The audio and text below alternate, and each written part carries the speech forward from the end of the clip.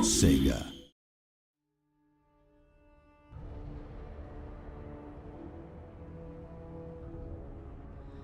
Hello all and welcome to another video for Total War Warhammer. My name is Joey Dalton and I'm joined by Darren McNally, who has played through this battle as the Empire versus the Chaos Warriors. And Darren, tell us a little bit about this map, where we are and what you're doing. Alright, so we're up in the northern areas of Norska, and we're defending as Empire against the Chaos Warriors. So this is a custom battle that we've played previously, or I played it previously, and we're kind of commentating over it in hindsight like we've done with the Vampire Siege. So we're playing at the Golden Monolith. It's just a really nice looking map. It's also available on the campaign map. If you find it on the map, you can just go fight there if you wish. So I thought I'd do this in custom battle. It's a good example of defending against the Chaos Warriors horde as they come down into your lovely lush green Empire territories and lay waste to everything. So it's a good example of what you can experience in the campaign. And so let's take a look really quickly over at their armies. Also, just to note, everything you see in the Chaos Warrior army will be present for you to fight against whether you pre-order or not. Right, so here we go. This is the Chaos Chariot. They're armoured and they're anti-infantry. They're looking absolutely badass as well. Yeah, pretty terrifying, I've got to say. Look at their horns. Yeah, so everything with Chaos is embroidered again with skulls and spikes and metal and just, you know, like really, really evil looking kind of race. So over here we have the Chaos Knights, again armoured and shielded. You've got flames coming off the hooves of their cavalry and their eyes as well. Even their shields have flames just coming off them constantly. I think their shields are amazing. Then we've got the Chaos Warhounds, which have scaly skin. They're very fast and they're weak to armour. So scaly skin is like a type of armour? Yeah, so they're good against missiles essentially, and they're super fast, so they can actually just basically dodge them. Chaos Marauders, which are your kind of basic infantry, your kind of low tier basic infantry. They're shielded, so they're decent in combat as well. But behind them we have the Chaos Warriors themselves, which are also armored and shielded. They're kind of just the upgrade to the Marauders. They're much more powerful, much stronger in melee, much stronger in defense. Then over here we have the Chosen. Now these guys, it's getting pretty serious now when you get over these guys. They're looking pretty badass. They got even more spikes on their shields. And that basically means that they're more armored and they're more shielded, and they're very, very powerful in melee combat. And they have their great weapons variant over here, which means they ditch the shield and they just use two hands for their for their weapon here, and it's extremely powerful, really good armor piercing damage on them as well.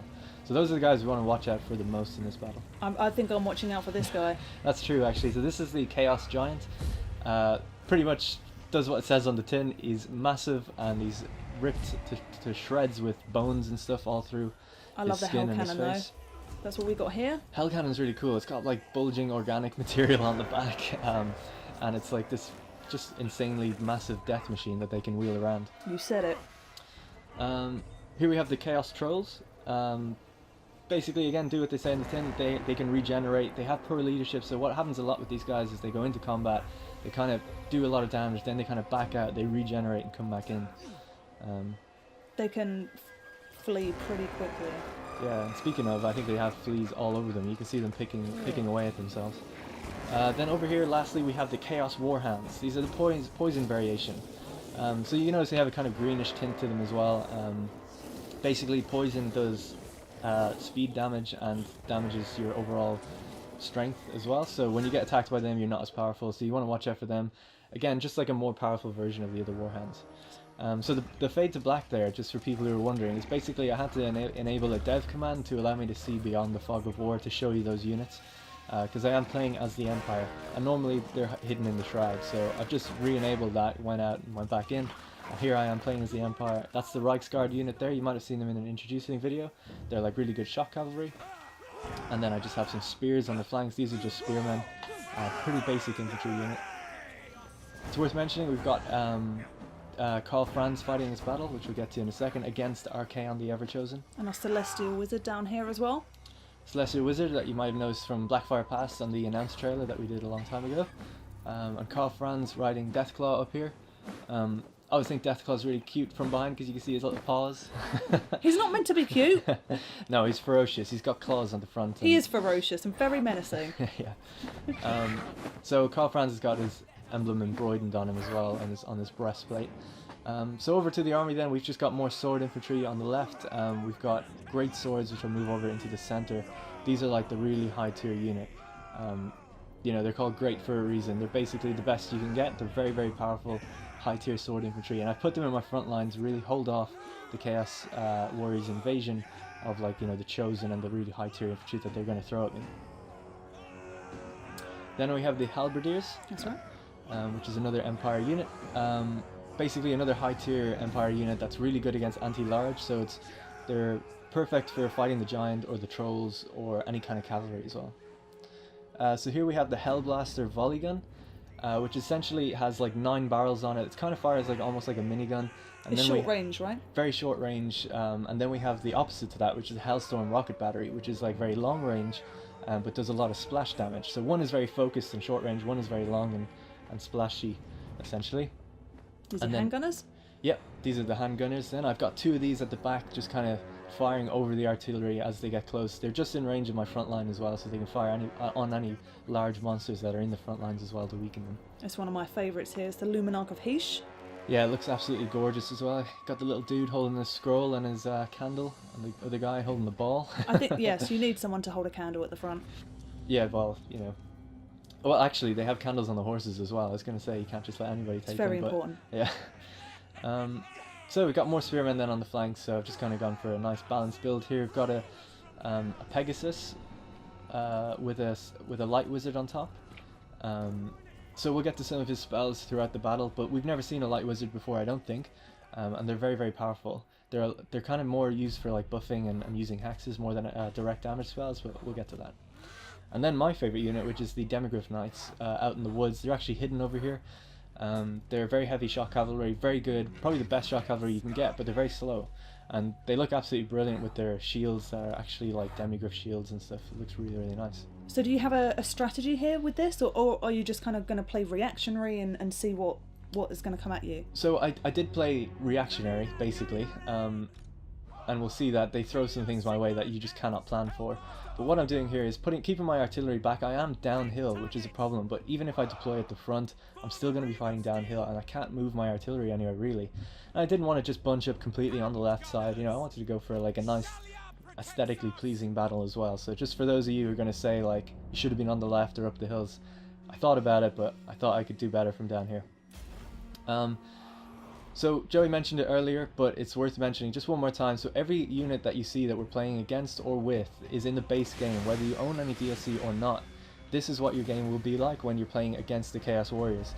However, if you do pre-order or you get the DLC after release, you will get access to play as Chaos Warriors and get some extra additional units and some legendary lords. That is correct, and we're kind of kick-starting the combat here with, well, a lot of artillery fire. Yeah, so the rocket battery is firing away, and they're firing their hell cannons at me as they move up their chariots and their giant and keeping their army kind of together as they move around the monolith. Yeah, but the giant's in no rush. Look at him. No, he's just chill. He's just casually walking along. I think he just got smacked by one of the volleys.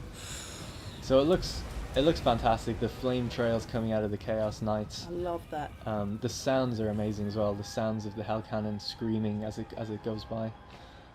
I believe it's like souls or something trapped in each blast. Turning souls into crackling bolts of energy. Yeah, so you can kind of hear them whistling and screaming as they go by. Nice, is it? Speaking of not very nice, this wasn't very nice. Arcane has casted a burning head. And a flamestorm. And a flamestorm, almost one after the other straight away, which is absolutely tearing up my front line. So I guess he didn't like me tearing up his front line with my artillery, so he just went and did the same to me. But he did a lot of damage. One of my best units, the Halberdiers, has lost almost 50 guys, I think. So that's quite a significant So problem. what are you casting there? So I'm casting the Net of Amintok, which is a 10-second hex that stops everybody in their tracks. Nobody in that zone can move. So that allowed me to gave myself time to fire on the giant, and that's the reason I did it there.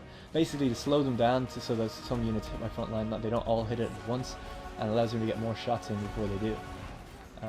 But you can see they very quickly, the Chaos Knights, like over on the left of it, engaged my cavalry. They haven't spotted my Demigryphs, so my plan is to send my Demigryphs out and around behind their artillery now and take out their artillery. Every shot they fire with their artillery is damaging my leadership, which is, you know, what morale used to be in the older games. So I don't want my guys to break and run away. You can see some of the guys are starting to run actually at the front because of the giant. That causes terror, and the trolls that are encroaching, that causes terror as well. So I brought Carl Franz up to use Stand Your Ground, which is basically just gives you an instant area of effect leadership buff, and also enhances defense and melee attack. It's very, very strong, and you can use it over and over and over again after like a cooldown period. It doesn't affect the winds of magic.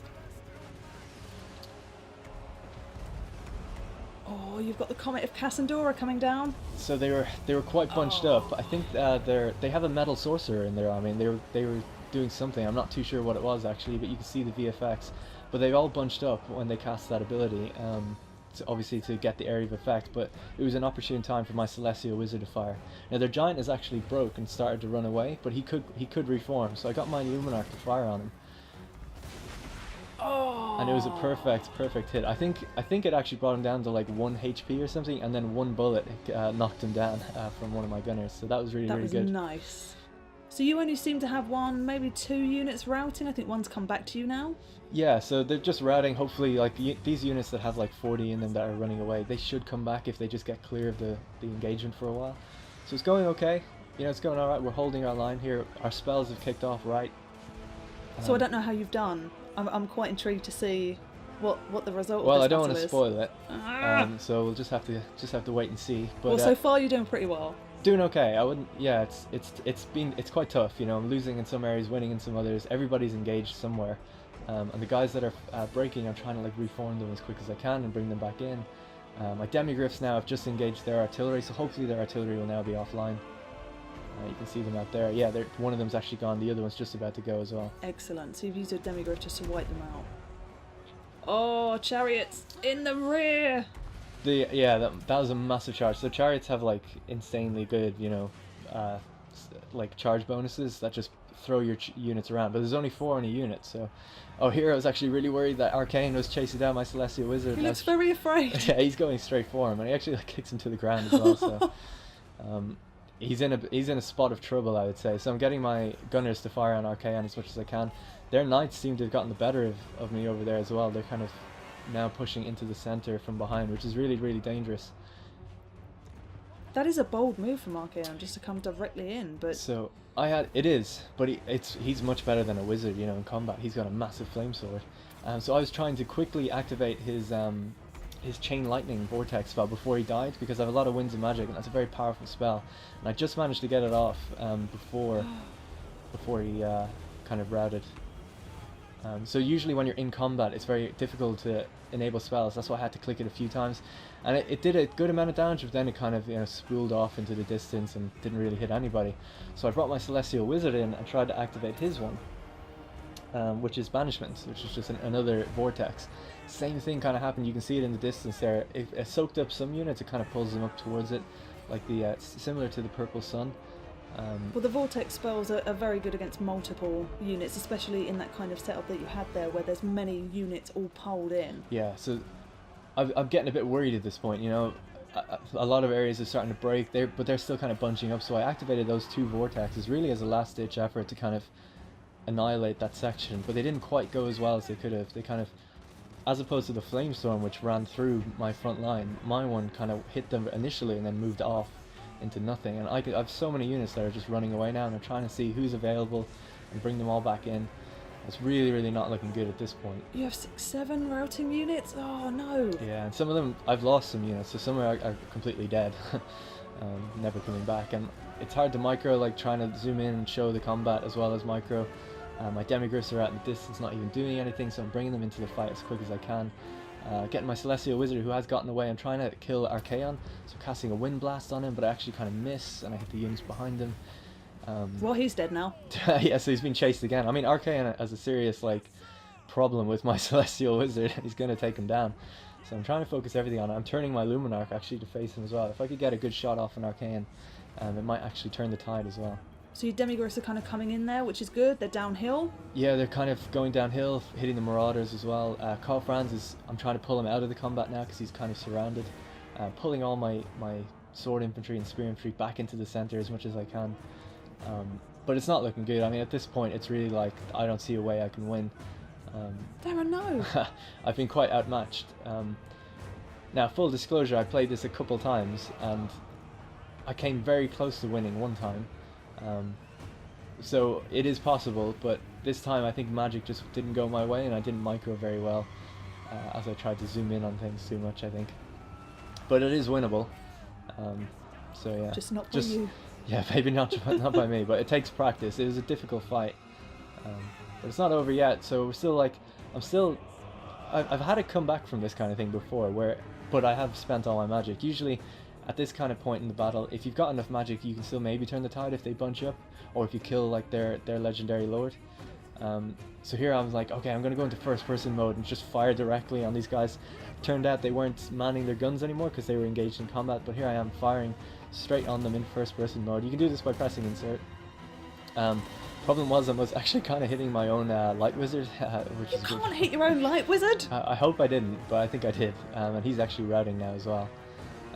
So there I am again, activating just the leadership buffs to try and call these guys back into the fight. It's like, come on guys, Karl Franz himself is flying above you, demanding that you return to the fight. But these guys are terrified of the Chaos Warriors. You could hear them early on, hopefully. They literally say it in the deployment, you know, like, we can't win this, the Chaos are too powerful. Which is really, really cool. That's a lot of units lost, and Yeah. a lot of routing units as well. Your artillery is now completely offline, Yeah. and no one is manning it. My Luminarch, it was wavering, it just came back, and they're getting crushed by another charge. This is brutal! It is, and this is what Chaos Warriors are. You know, you're going to play the game and have to deal with numerous invasions. To be honest, they kind of had higher tier units than I did. They had their Chosen. They had 4 units of Chosen. I only had 2 units of Great Swords, so I couldn't hold my line as well. But I had more units overall, so and more magic wielding units. Unfortunately, it just didn't go right. So this is a last-ditch attempt to try and kill Archaon. I fired a magic missile at him and just missed. His health was actually like quite considerably low. That it might have actually done something and caused some of them to rout, but it wasn't good enough. And now he's completely enveloped. So I think we'll just have a little listen, look at the combat for a second here when I zoom in. Oh yeah, and I was trying to get the Luminarch again, just to fire on Archaon. I was doing everything I could, just to, if we could maybe kill him, just maybe, it might do something. There he is, being kicked around, and he's activating spells as well to kind of buff his troops. Oh, the light wizard's coming in to help there. The Luminarch just missed. Everyone's coming in. He actually just activated the Flaming Sword of Ruin, which gave all his units 22% weapon damage for 13 seconds. So that's what all the VFX are popping off now. You can see everyone's just like fighting it out. But Karl Franz, you know, he's lost and he's not coming back from this. But he's not going down without a fight. He is like pushing everyone around. And that's it. So he ran away, and Karl Franz is hopefully going to get away and retreat back to Altdorf maybe and defend against another Chaos Horde if he can muster his troops. Well, thanks for showing us that battle, Darren, and let us know what you think and what army composition you would use in the comments down below. Thanks for watching, like and subscribe for more videos from Total War Warhammer.